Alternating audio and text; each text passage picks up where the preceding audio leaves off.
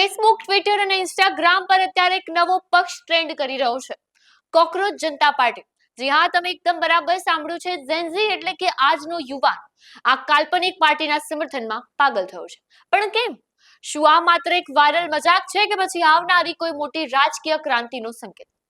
સમજો કે આ ટ્રેન્ડ કેમ શરૂ થયો. આજનો યુવાન ભણી ગણીને ડિગ્રીઓ લઈને બેઠો છે, પણ નોકરીઓ નથી. મોંઘવારી આસમાને છે અને ટેક્સના નામે સામાન્ય માણસનું લોહી ચૂસાય છે. સ્થાપિત રાજકીય પક્ષો વચનો આપીને ભૂલી જાય છે. આ સિસ્ટમથી કંટાળીને ઝેન્ઝી એક કોકરોચને પોતાનું પ્રતીક બનાવ્યું છે. તો કેમ? કારણ કે સાયન્સ કહે છે કે પરમાણુ વિસ્ફોટ થાય ને તો એક કોકરોચ જીવતો રહી શકે છે.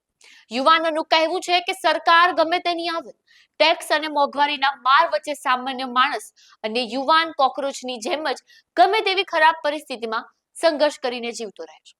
અને આ કોઈ મજાક નથી. આ સિસ્ટમ સામેનો ઝેન્ઝીનો અત્યાર સુધીનો સૌથી મોટો ડિજિટલ બળવો છે. જે રાજકારણીઓ એમ વિચારે છે કે સોશિયલ મીડિયા પર મીમ્સ બનાવતી આ જનરેશન રિયલ લાઈફમાં કંઈ નહીં કરી શકે, એ પડોશી દેશ એકવાર નેપાળ તરફ નજર નાખે.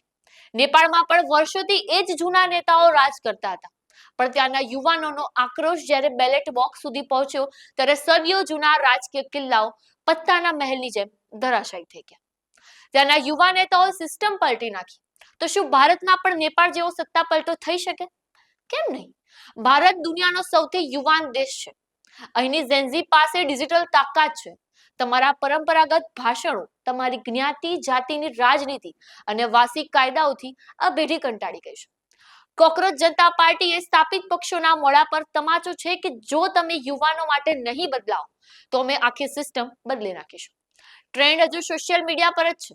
કાલે જો રોડ ઉપર આવ્યો ને તો દિલ્હીના દરબારો ધ્રુજી જશે. તમને શું લાગે છે, શું ભારતની ઝેન્ઝી ખરેખર દેશનું રાજકારણ બદલી શકશે? કોમેન્ટ બોક્સમાં જરૂરથી જણાવજો. આપના પોતાના પ્લેટફોર્મ લલકારને લાઈક કરો, ફોલો કરો, સબસ્ક્રાઇબ કરો અને શેર કરો.